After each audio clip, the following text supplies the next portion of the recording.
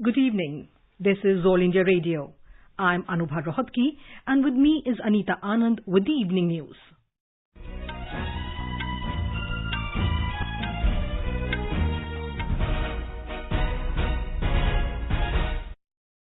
The headlines. Prime Minister Narendra Modi addresses Europe's largest digital and startup event, Viva Tech, stresses on insulating our planet against next pandemic, invites world to invest in India. Cabinet Committee on Economic Affairs approves proposals for deep ocean mission and nutrient-based subsidy rates. Government to identify 10 districts in northeast states lagging behind in governance and developmental parameters to accelerate ease of living. Covaxin does not contain newborn calf serum at all, says Centre. Near-home vaccination centres for elderly and differently abled people allowed to simplify process of vaccination, says Union Minister Ratan Lal Kataria. National COVID-19 recovery rate improves to 95.8%. 62,000 daily new COVID-19 cases recorded nationwide. TRAI launches TV channel selector portal for DTH and cable TV subscribers. In women's cricket, host England win toss and elect to bat against India on opening day of one-off test at Bristol. And in Euro Cup tournament, Finland playing against Russia in St. Petersburg, Turkey to clash with Wales at Baku tonight.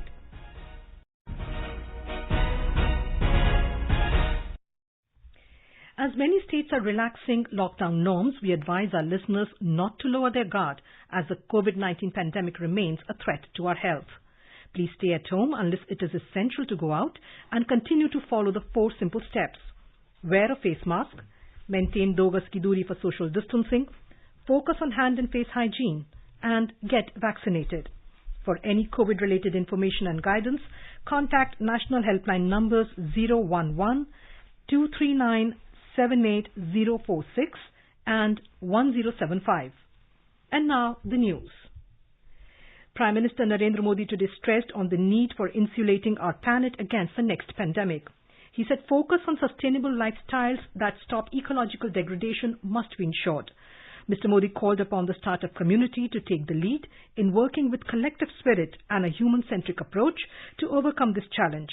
The Prime Minister was delivering the keynote address this afternoon at the Viva Tech, which is one of the largest digital and startup events in Europe. The Prime Minister said India is adaptable and agile even in the middle of the COVID-19 pandemic. He invited the world to invest in India based on the 5 pillars of talent, market, capital, ecosystem and the culture of openness. Our nation is home to one of the world's largest startup ecosystems.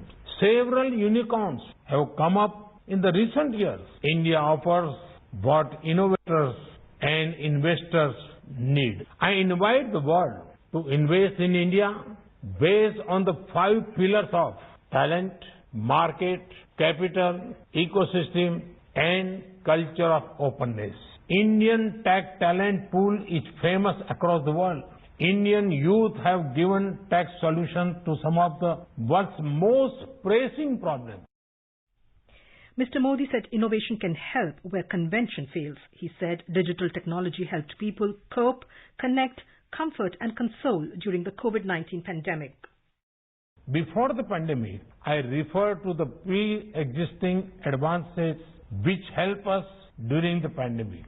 Digital technology help us cope, connect, comfort, console. Through digital media, we could work, talk with our loved ones and help others. The Prime Minister said indigenous IT technologies helped our fight against COVID-19. While the Arogya Setu enabled effective contact tracing, the CoWIN platform helped ensure COVID vaccine to millions. He said 2 vaccines are being made in India and more are in the development or trial stage. Mr. Modi added that Aadhaar helped provide timely support to people during the pandemic. India's universal and unique biometric digital identity system, Aadhaar, help us to provide timely financial support to the poor. We could supply free food to 800 million people and deliver cooking fuel subsidies to many households. The Cabinet Committee on Economic Affairs, chaired by the Prime Minister Narendra Modi, has approved the proposal for deep ocean mission and nutrient-based subsidy rates. Briefing the media in New Delhi today, Union Information and Broadcasting Minister Prakash Javadekar said that the Cabinet has approved the proposal of the Ministry of Earth Sciences on Deep Ocean Mission. He said this futuristic decision will give impetus to the blue economy by exploring deep ocean for resources and develop deep sea technologies for sustainable use of ocean resources. He said this mission will help in the study of deep ocean biodiversity and minerals. He said deep sea ocean survey and exploration will be conducted. तो भारत ने आज तय किया है कि आने वाले 5 सालों में ये डीप ओशन मिशन, इससे जिस ब्लू इकोनॉमी की हमने कल्पना की है, मत्स्य व्यवसाय से लेकर समुद्र की सारी शक्तियों का विकास के लिए दोहन करने का काम होगा। 6000 मीटर नीचे जाकर पानी में वहां मिनरल्स है, उसकी स्टडी अभी तक नहीं हुई, इसलिए ये काम पहला होगा। Minister of State for Chemicals and Fertilizers Mansukh Mandavia said that Cabinet has approved the proposal of the Department of Fertilizers for fixation of nutrient-based subsidy rates for phosphorus and potassium fertilizers for the year 2021-22. Terming this as a historic decision by the Modi government for the farmers, the minister said this will benefit the farmers by providing fertilizer at reasonable price. He said the government provides 900 rupees subsidy on every packet of urea. He added that decision has been taken to increase the subsidy for DAP fertilizers from existing 700 rupees to 1200 rupees.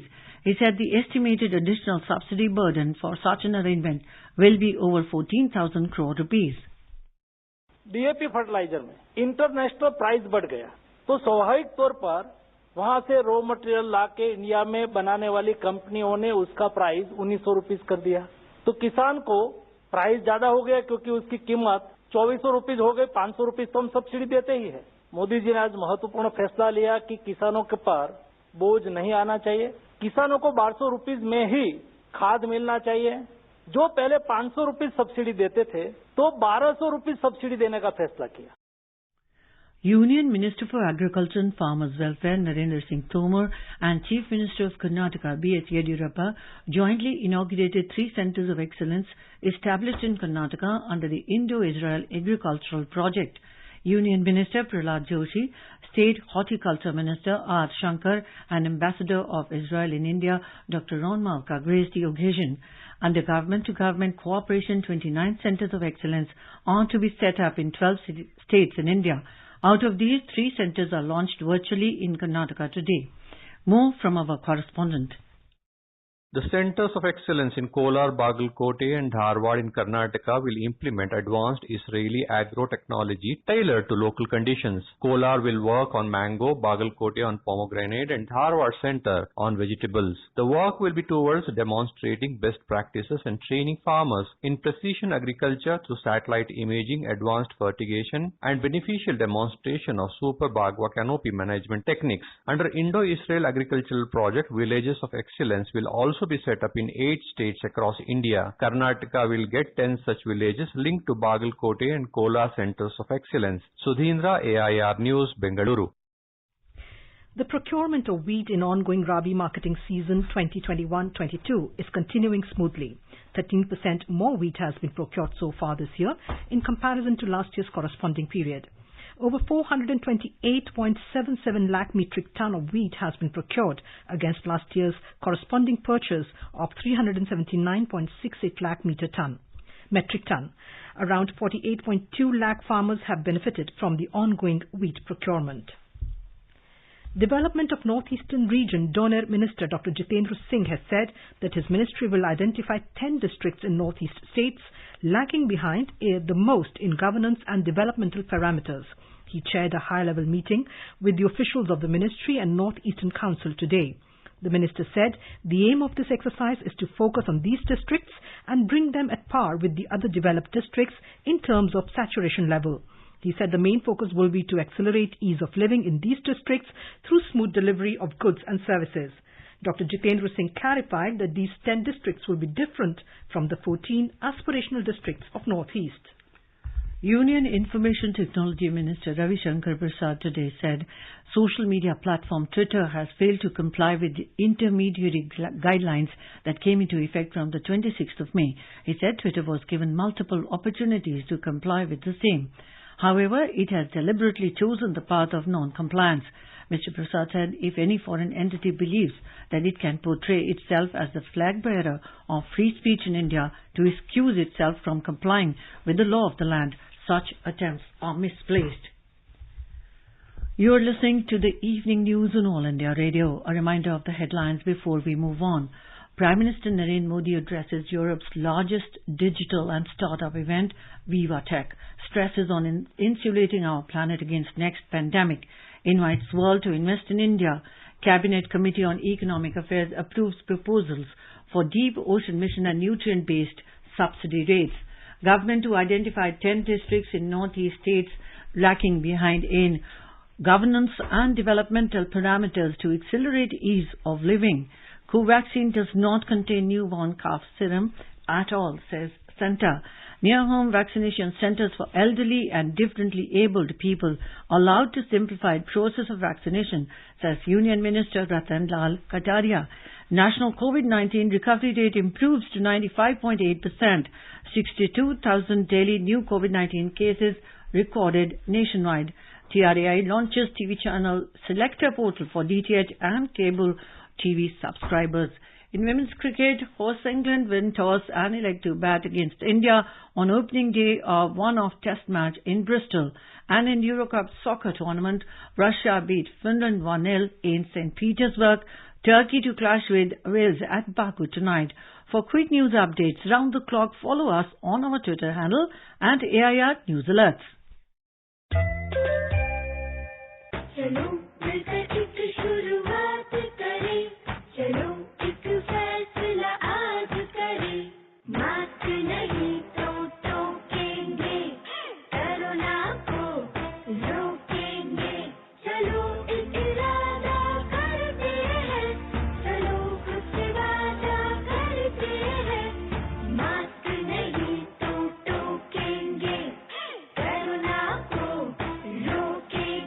The Centre is disseminating awareness of national helpline numbers for the benefit of citizens during the COVID-19 pandemic. The helpline number of the Health and Family Welfare Ministry is 1075.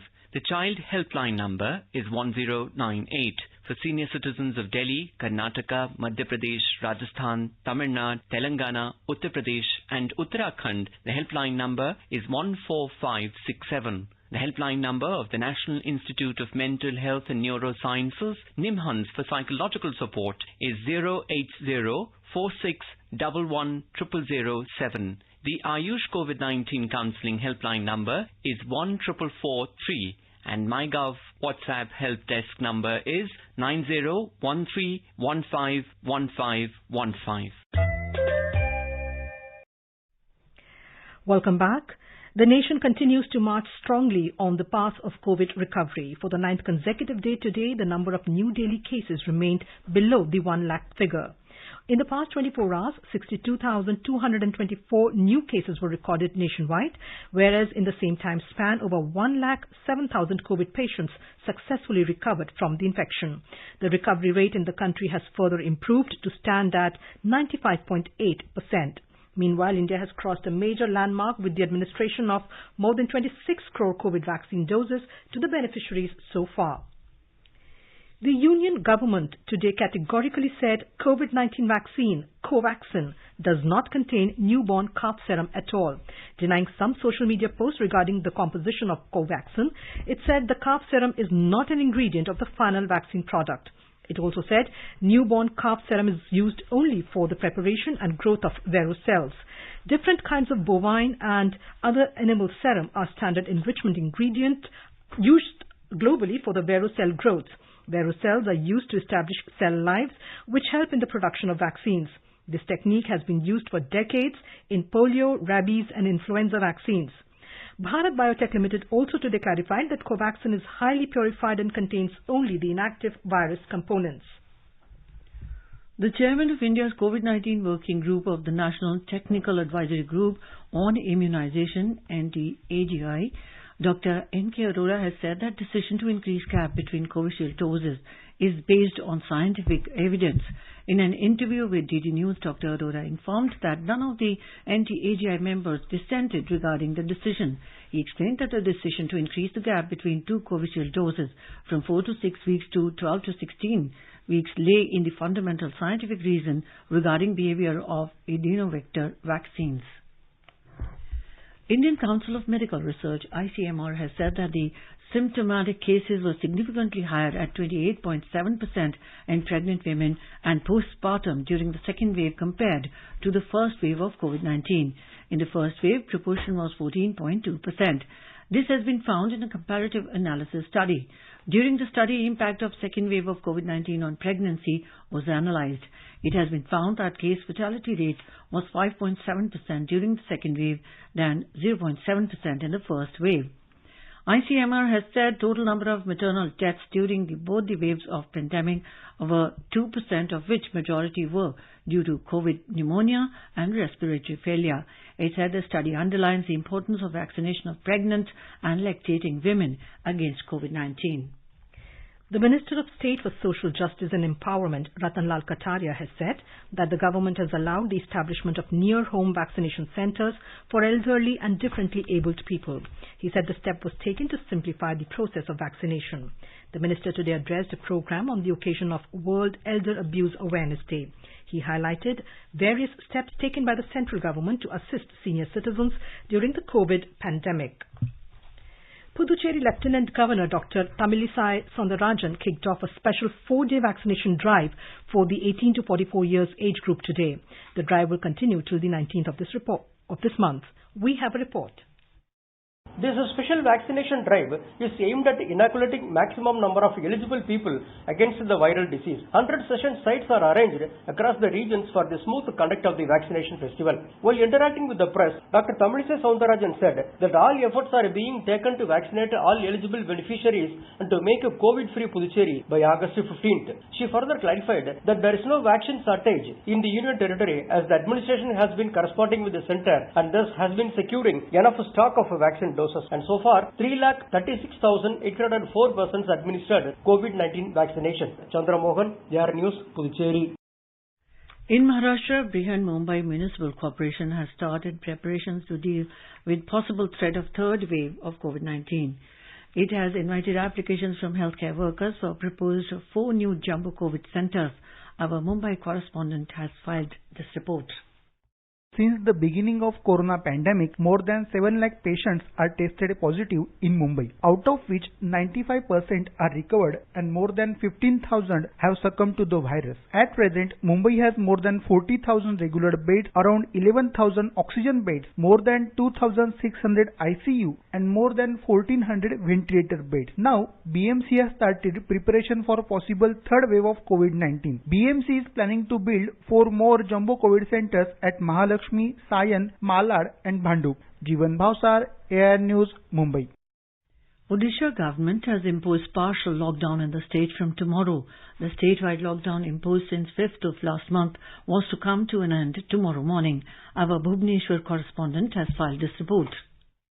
For the purpose of lockdown relaxation, the state has categorized all the 30 districts into 2 clusters, with 17 districts in category A having a positivity rate below 5% and 13 districts in category B with a positivity rate of more than 5%.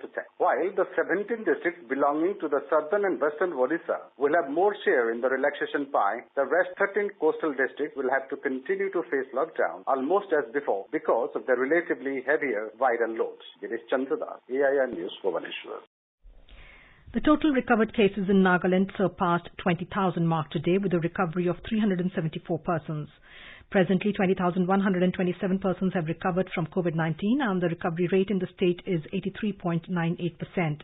The state has also reported 111 new cases, taking the tally to 23,965. In Manipur, 752 people, including 3 personnel from the Central Police Armed Force, were confirmed as new COVID-19 positive cases during the last 24 hours. The recovery rate in the state is 83.69%. Meanwhile, the state government has decided to cancel the Class 10 examination to be conducted by State's Board of Secondary Education and the Class 12 examination to be conducted by the Council of Higher Secondary Education of the state. The Assam government recommended not to hold the Class 10th and 12th board examinations in the state. The cabinet meeting held in Guwahati today in the presence of Chief Minister Himanta Biswa Sarma took the decision in view of prevailing COVID-19 positivity rate. However, a final decision would be taken on 18th of this month at a meeting between the Education Department and various stakeholders. The News Services Division of All India Radio, in its bilingual live phone-in program Corona Jagrukta series tonight, will bring you a special discussion on COVID-19.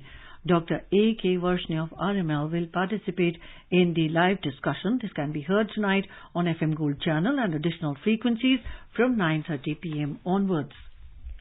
The net direct tax collections have grown at a robust pace despite the disruption caused by the COVID-19 pandemic on the economy this financial year.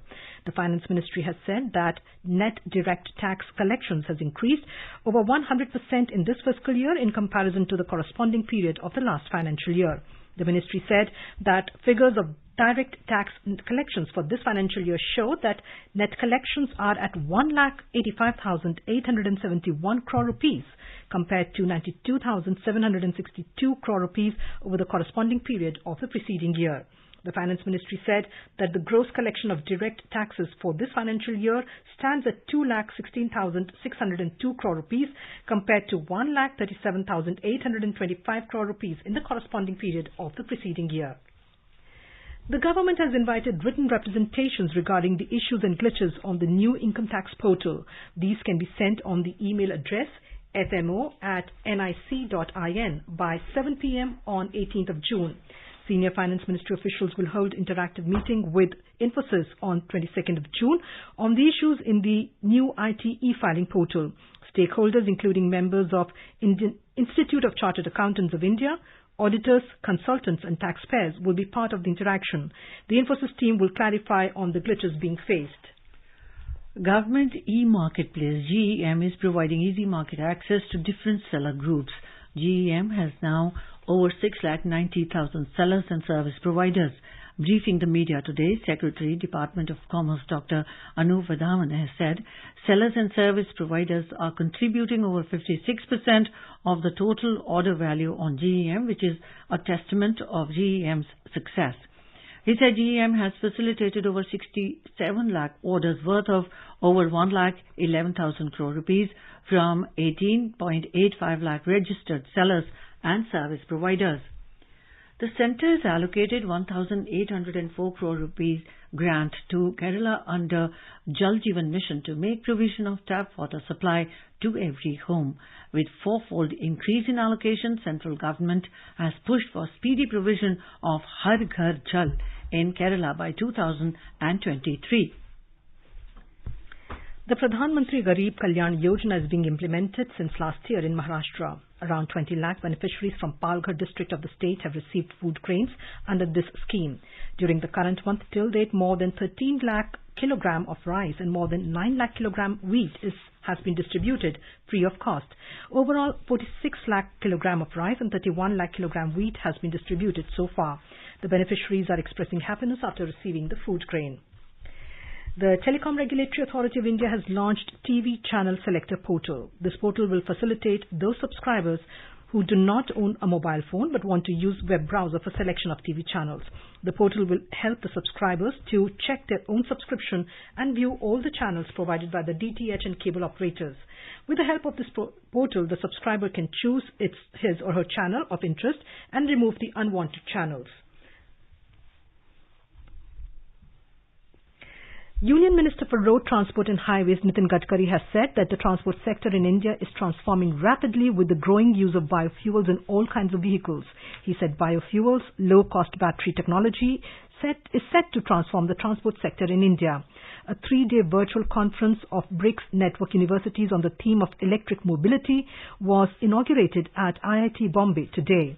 Secretary Higher Education Amit Khare has said the Government of India expressed hope that these interactions between the best minds from the BRICS countries will benefit each member country in their shared quest for sustainability and inclusive growth. The International Day of Yoga will be observed worldwide on 21st of June. The theme this year is Yoga for Well-being. COVID pandemic continues to affect lives and livelihoods of people world over. The importance of yoga in promoting holistic health of people is very relevant in such a time. Our correspondent takes a look at the benefits of doing yoga. Yoga is more than just a physical activity. It is an ancient physical, mental and spiritual practice which has many benefits. Regular practice helps a person improve flexibility, bone health, build muscle strength, increase blood flow and lower blood pressure. Breathing exercises in yoga such as pranayama helps a person relieve stress and anxiety. Yoga improves immunity and also aids in weight loss. Regular practice of yoga helps people maintain a stress-free, balanced, healthy lifestyle, which is the need of the hour. Suparna Singha, AIR News, Delhi.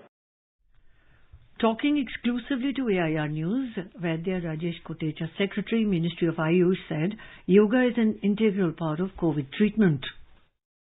Now that we have a lot of evidences that yoga is very good, different types of yoga practices are very good for prevention and treatment of COVID-19. Government of India has released National Clinical Management Protocol for treatment of management of COVID-19 through Ayurveda and yoga. So yoga is an integral part of treatment of COVID-19 and there are different designs and protocols of yoga practices available for COVID treatment. The Sensex and the Nifty today witnessed modest losses after a record-setting rally in previous sessions. Brent crude prices rose to trade above $74 per barrel mark. A report from the Business World.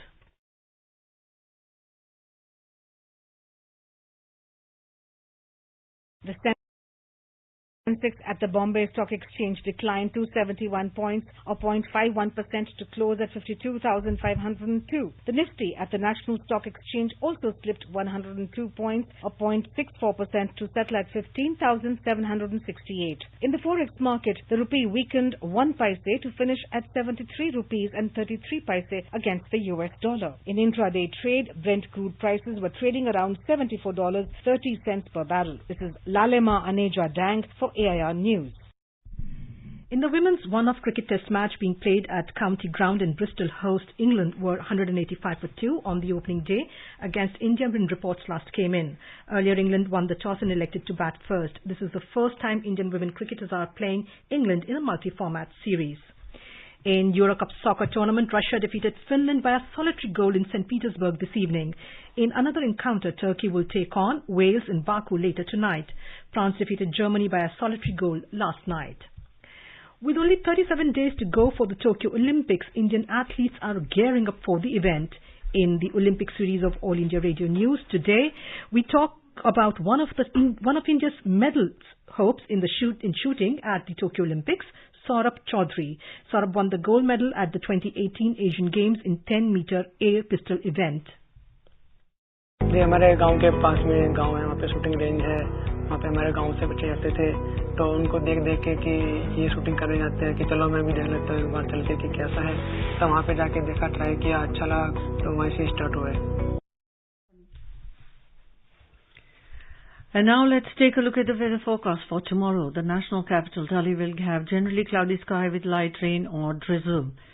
Jammu will have partly cloudy sky becoming generally cloudy towards afternoon or evening or night.